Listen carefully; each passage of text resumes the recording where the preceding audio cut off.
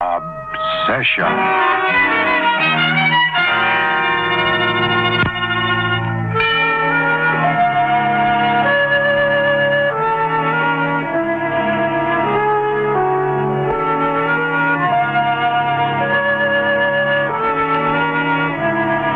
In the words of a great psychiatrist, too often the human mind is a diabolically complex machine designed for murder. The lust to kill oftentimes lies closer to the surface, unrecognized, than is ever dreamed of. That lust is called paranoia, a word meaningless until a simple hairspring motivation turns the sane to insane, cunning, crafty, calculating, held in the vice-like grip of an overwhelming obsession. In a moment, you'll find a deeper meaning in that word, paranoia, in the story starring Vincent Price.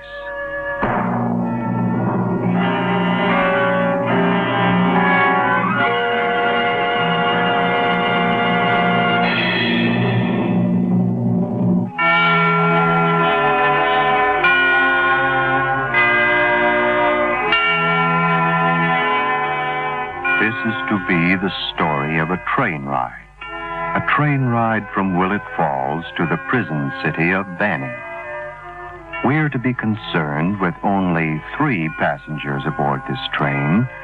2 of them in compartment B, car 92, their wrists locked together in close companionship by gleaming steel handcuffs. The 3rd passenger, one that is always present when 2 such men ride the train from Willett Falls to Banning City. This 3rd passenger watches keenly the building of the slow, hot fires of a terrible obsession. Davis. Yes? Care to play a game of casino? Oh, no, thanks. I think I'll read. Okay. This is a very interesting article. You should read it yourself. What's it about? The various types of insanity. That's quite a thing to be reading. It's quite academic, not the usual tripe at all. Academic or not, I don't go for that stuff. Screwballs and But loons. those are people, too. After all, every one of us is supposed to have some kind of an insane streak. The majority subdue their manias. These weaker ones are the people who fill our asylums. Who told you that? It says so here in the article. Well, I don't believe it. Now, that's what makes insanity such an interesting subject. The element of uncertainty which surrounds it. Would you believe it, there are people who are insane that the finest psychiatrists are unable to detect? Yeah? Yes. A certain type are called paranoiacs. Well, You see, many paranoiacs are fully aware of their deranged state of mind, and they go to great lengths to conceal it. That's what makes them so dangerous. that's all very interesting, but I don't care. You can keep your Paranoiacs? Yeah. And I'll take Dick Tracy. Well, everyone to their own taste. Inspector, Hmm? if you intend to read the comics, would you be so good as to keep your right hand a bit closer to mine? I find it quite difficult to hold my magazine and turn the page with these handcuffs on.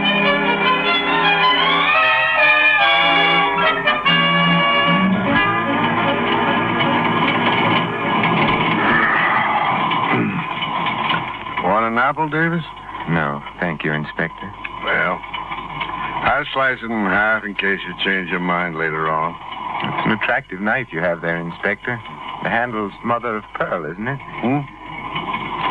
Oh, yeah. What are you thinking about, Inspector? I was thinking of you, Davis. Me? You're a funny duck. I can't help but wonder about you. Wonder how? Why'd you do it, Davis? Well, now, wasn't it you who suggested we didn't think about it? Yeah, I'm sorry. Oh, you needn't be, because I don't mind. Not really. Matter of fact, I rather enjoy talking to you. Inspector, have you ever been in love? Well, yes, certainly. But that's a funny question. So was yours. Yeah. See, I didn't tell the others. That rooming house. I lived there myself. I took the room under an assumed name. Dorothy lived right above me. We were engaged once, Dorothy and I, 2 years ago. We were going to be married. We were very much in love. Then suddenly she started to change toward me. I thought it was my imagination at first. Then all at once I knew it was true. She had changed. Someone else? No, there was no one. That's why I couldn't understand it. We had a date one night. She told me it was all over. And she moved. I searched for her everywhere, and finally I found she had taken a room in a boarding house. I called her many times, but she had left word that she wasn't at home to me. That's when I moved there myself. Oh, to get her back? No. I knew it was impossible as she told me. I just wanted to be near her, to see her. I'd watch her go down the stairs to work in the morning. Then I'd hurry home in the evening, so I'd be there first to see her come back to her room after work. And she never knew you lived there? No, never. That is until the night before it happened. I met her on the stairs outside the house accidentally.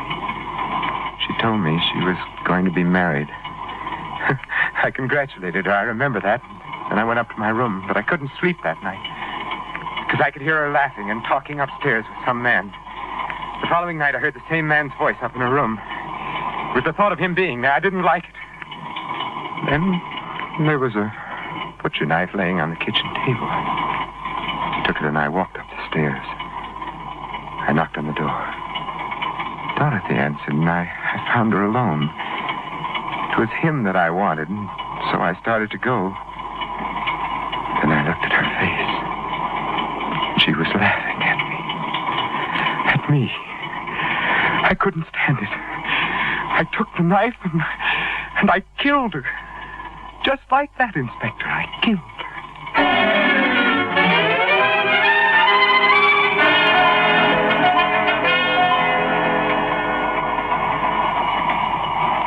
Cigarette, Davis? No, thank you. But, Inspector, I believe I'll change my mind about that half of the apple. Could I have it now? Sure. Here. Well, would you be good enough to peel it for me, you know? Oh, yeah. Wait till I get my knife. Here you are. Oh, I dropped the apple, would you? And you dropped your knife, Inspector. Davis! Don't move. You're exceedingly unobserving, Inspector. I didn't dream it would be quite so simple to knock the knife out of your hand. Hand that over, Davis. Really, Inspector, with this blade in your ribs, aren't you overlooking the fact that I'm giving the orders now? What do you expect to get out of this? First, your key to these handcuffs. All right, give them to me. Be quick about it, please. Thank you. Now your revolver, please. Listen, Davis. You'll never get away with this. Your description will be wired to every police station or sheriff's office in the country. Ah, but you're mistaken. Who is going to wire my description? Why, You? Oh, no, Inspector. I trust that at some time or other you have had the foresight to take out a life insurance policy payable on your death to your wife and children. It would be a shame to see your family left uncared for. You mean... I mean that at a propitious moment I intend to kill you, Inspector. Now give me all your credentials and identifications, please, Inspector. What do you want my papers for? You are dull, Inspector. But I suppose no more so than your law enforcement compatriots. You see, I plan on taking your credentials and representing you. Rather fortunate that we're quite alike in stature, isn't it? You must be insane to try something like this. That's one of your first profound observations. Do you recall my mentioning paranoiacs a while ago? Yeah. I wouldn't confide this to anyone but you, Inspector. But inasmuch as you're unlikely to repeat anything you hear, I might as well tell you that for some time now I've been rather worried that I myself might possibly be mentally afflicted. You're not serious. Oh, but I am quite serious. You see, I've only recently become aware of a certain Machiavellian cleverness in my actions and plots. A cleverness that I must admit was not previously endowed in me. Further, although I like you exceptionally well, Inspector, I'll confess that strangely enough, I'm going to rather enjoy killing you. You are crazy. As I've said, possibly. Say nothing. Yes, who's there? Conductor, What do you want? open up, please. What do you want? I have to have your tickets. Oh, one moment. Conductor doesn't know you by sight, does he? Answer me, does he know you? No. I'll unlock the door. Give me your wrist. Here, put one of these handcuffs on, quick. There. Now you stay beside me and don't make a move. Understand? Not one move.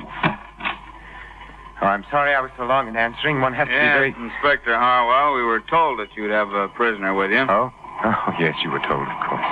I hear the ticket. If there's anything you should want, Inspector, just press that button for the porter. I have him standing by. Oh, thank you. Well, hope your trip comes off all right. I'm sure it will, thank you. Well, then I'll be getting along. Conductor. Yes? How long before we reach Banning City? Oh, about an hour and a half, Inspector. Oh, well, thank you again. Sure thing. All right, Inspector. I think we'd better get these handcuffs off now. What do you intend to do now, Davis?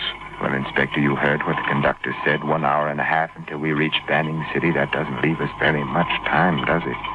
What are you getting at? Well, if I'm going to make good my escape, I'll have to start making arrangements now, won't I? Davis, put that knife away. Forgive me, Inspector, but I'm very afraid that propitious moment has arrived. Davis, wait. I'm wait. sorry, Inspector. Wait. I'm Wait.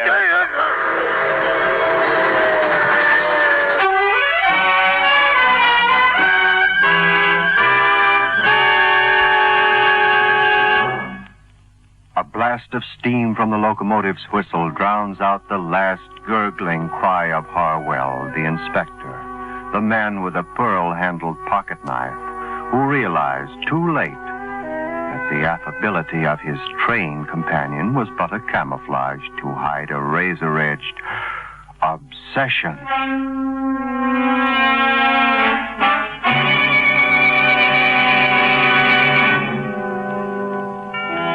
Returning now to Compartment B, Car 92, and 3 passengers bound from Willett Falls to the prison city of Banning. In our story, starring Vincent Price.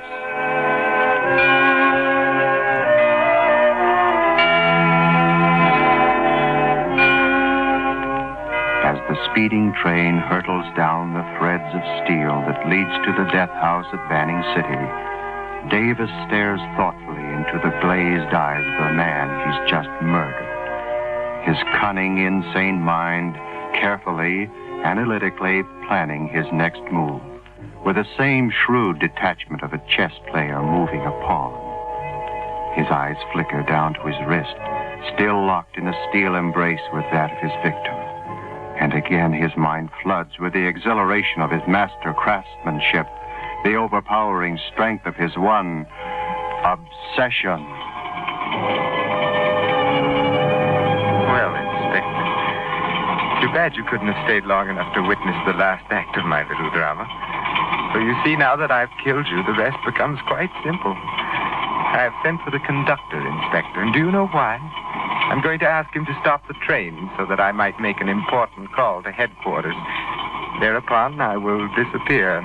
By the time your body is discovered, I will undoubtedly be in another county, thanks to your credentials. Oh, but come now, you'd better straighten up a bit.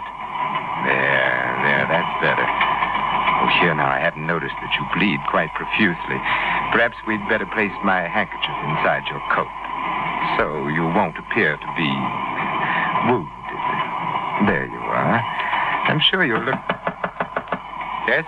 Yes, who's there? It's the conductor, Inspector Harwell. Oh, wait a minute, please. Well, Inspector, I must be handcuffed to you again, unfortunately. Come in. The porter said you wanted to see me, Inspector. Yes, indeed. It appears that I left some very important papers regarding my prisoner in Willett Falls. This, I'm afraid, will necessitate an immediate phone call.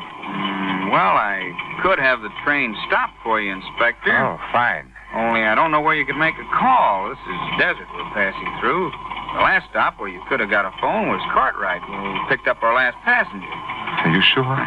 Sure as taxes, Inspector. I'm sorry. However, we're on time, being Banning in an hour, if that'll do any good. Of course it won't do me any good. I just finished telling you that. Oh, I'm sorry, Inspector. Oh, yes, well, thank you. Say, what's wrong with your friend there? What? Your pal. Is he snoozing? Oh, yes, he is. He's taking a little nap. Oh, how do you like that? A guy that can sleep on his way to the death house. Boy, some of these killers are sure cold-blooded, aren't they? Yes. Yes, aren't they, though? Well, Inspector, if that's all, Oh, yes. Thank you anyway. So long. Yes, so long. Oh. Well, Now, what do you think of that, Inspector? It seems that fate has interceded momentarily, doesn't it? Well, I've never jumped from a moving train before, but, well, the sand should be of help. Oh, wish me luck, Inspector. Now, let's get these handcuffs off, There. Well, it's clumsy of me to drop your keys, eh? Should be under the seat here. Yes, there. Way under the seat. I can't reach them.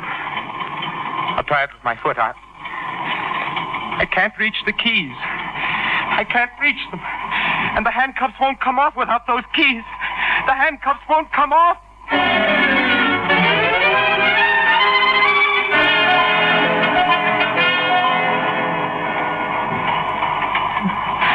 If you were alive, Inspector, you'd think me a coward, wouldn't you, to become frightened when I found myself unable to reach those handcuff keys? But you would admire me for realizing in time that frenzy must be exchanged for resourcefulness, wouldn't you? Yes, who's that? I'm sorry to bother you, Inspector. Yes, conductor, what is it? This lady here got on a Cartwright, and we can't find a place for her to sit in the chair car. Oh? She's only going as far as Banning, and I suggested she might share your compartment, if you don't mind. Well, it so happens I do mind. This compartment is reserved by the police department of Willett Falls, and not for the convenience of wayward travelers. Now, just a minute. Yes, conductor, I didn't know. It's all right, miss. Listen, Inspector, this compartment is not reserved. It's a courtesy that the line shows to the police department whenever possible. You'll find that your ticket actually calls for a chair car in Coach 3. Now, if you don't intend to cooperate with us, I'll have to ask you to move to Coach 3. That is, if you can get in at all. Well, under the circumstances, I don't seem to have much choice, do I? Show the lady in. All right, here you are, miss. 40 minutes before we reach Banning. I'll call you. Well, thank you, conductor. Yes, conductor, by all means, call us when we reach Banning City. We'll be waiting. Inspector, I'm really terribly sorry that my company was more or less forced upon you. I'd like to apologize. It's all right. Trains are crowded these days. I suppose we just have to make the best of it. I can understand that you would have some hesitancy about having a woman in the same compartment with a murderer. Murderer? Yes, the conductor told me all about your prisoner. But it really doesn't frighten me at all. It doesn't? No. You don't mind being here with a murderer? Oh, not as long as you're here. I'll just trust you to take care of the situation. You trust me? Of course. But you don't know who I am. What difference does that make? And anyway, I do know who you are. You're Inspector Harwell of the Willett Falls Police Department. The conductor told me that, too. What's your name? Dorothy. Dorothy Jones. I hate the name of Jones, don't you? No, I like it. And I like Dorothy, too. I used to know a Dorothy once.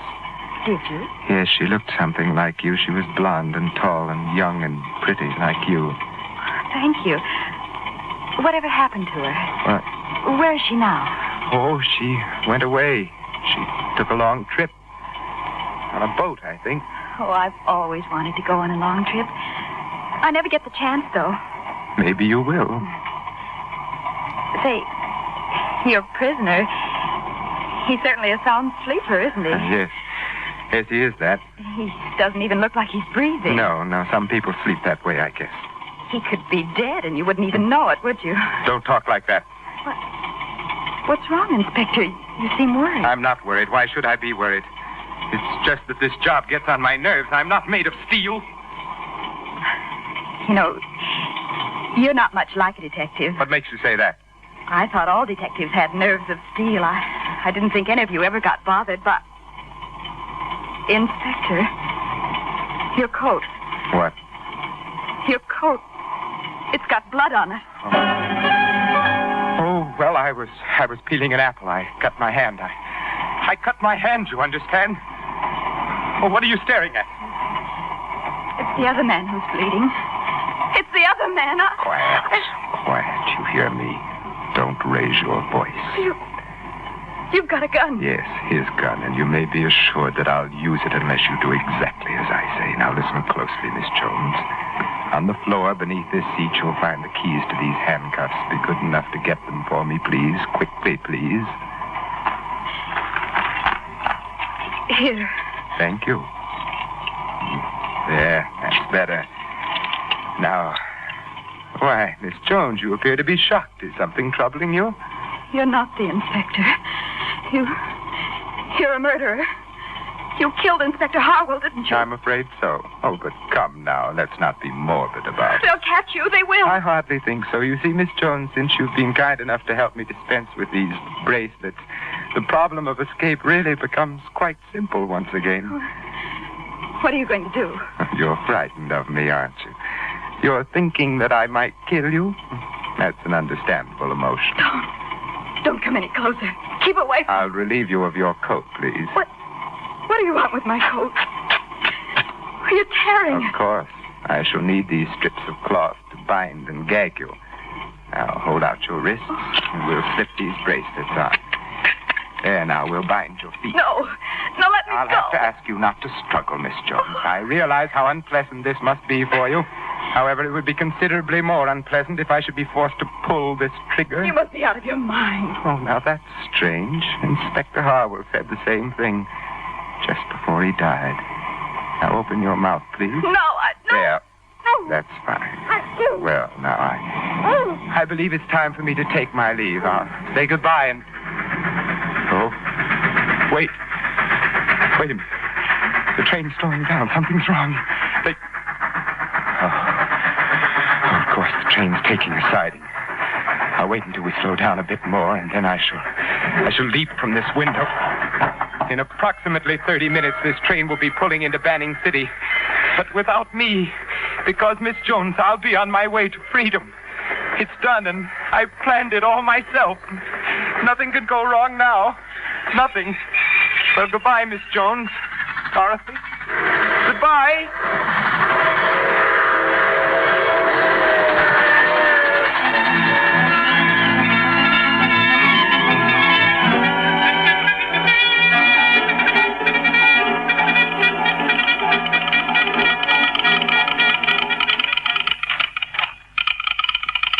Charlie, catch this wire from Cartwright. Holy smoke, so that's the delay. Let me have that phone, Mac. Hello? Hello. This is the station agent in Banning City. You better send an ambulance to Centerville Junction. Some guy jumped in front of an eastbound special just as it was passing the local. Huh? No, he's dead. Goodbye.